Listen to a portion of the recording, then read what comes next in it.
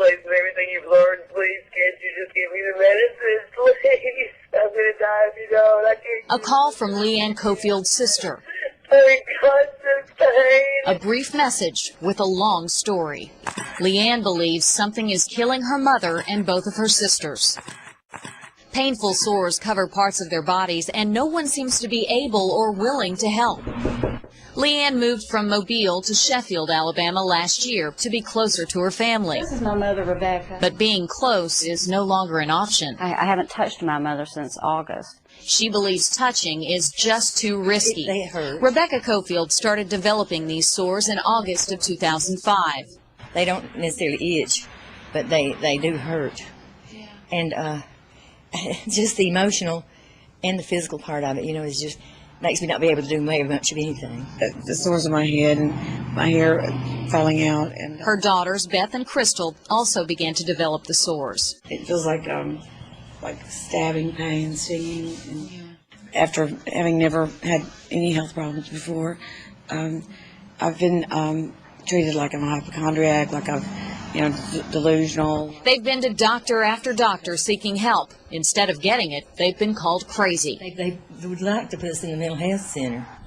Leanne turned to the internet hoping to find help for her family. And that's where I found that message board of the Morgellons. And it seemed to fit. Mm-hmm. She found countless others experiencing the same misery, a brain fog of sorts, problems concentrating, the feeling of bugs crawling on and biting the skin, and painful itchy sores that produce mysterious red and blue fibers and black specks. Some have even reported finding parasites in their sores. Another name for the bugs that people see first are springtails. I gathered all the information and ran to it with the doctors who refused to even look at it. This is what people are pulling out of themselves, and the doctors are telling them that they're crazy. And unfortunately, many of this population has really been treated very poorly. Dr. Randy Wymore is the volunteer research director for the Morgellons Foundation. He says Morgellons is not widely recognized by the medical community. In fact, many patients presenting the symptoms are diagnosed with delusional parasitosis. Many physicians, as soon as they hear red and blue fibers growing out of the skin, they think, well, that's impossible, this must be delusional. At first, he was skeptical too. Hoping to end the mystery, he decided to take a closer look. It didn't take very long until I began to think that, no, something might be going on here.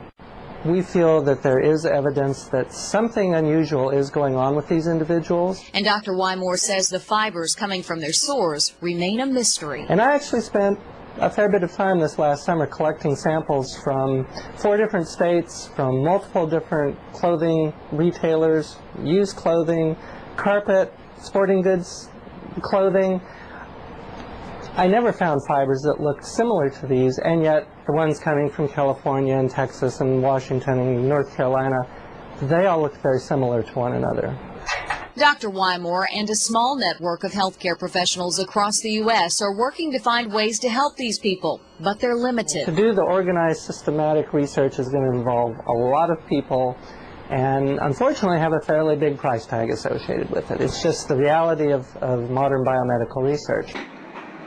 The mystery of Morgellons soon caught the attention of a Tulsa, Oklahoma researcher, Dr. Randy Wymore. His search began here. Here's a lovely red. He wondered, could the fibers in the skin simply have rubbed off of people's clothing? Here's a nice blue material that probably will have some loose fibers that can be pulled off with Scotch tape.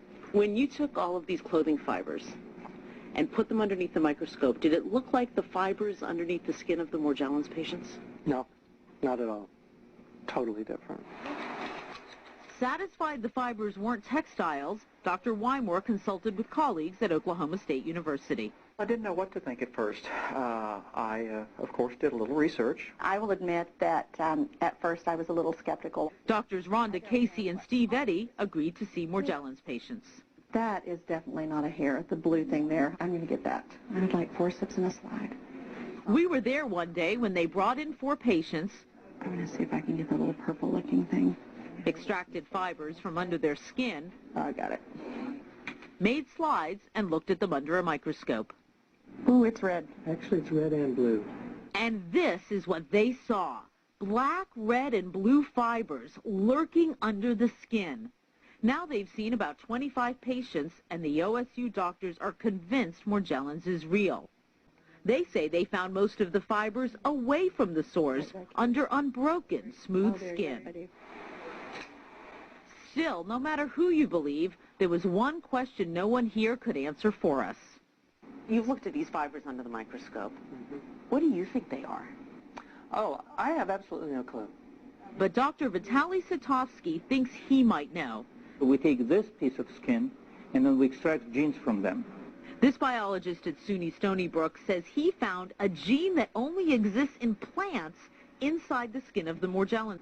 I would challenge any of these physicians who think that we are just feeding into the delusions to come and examine a group of these patients and see what I've seen.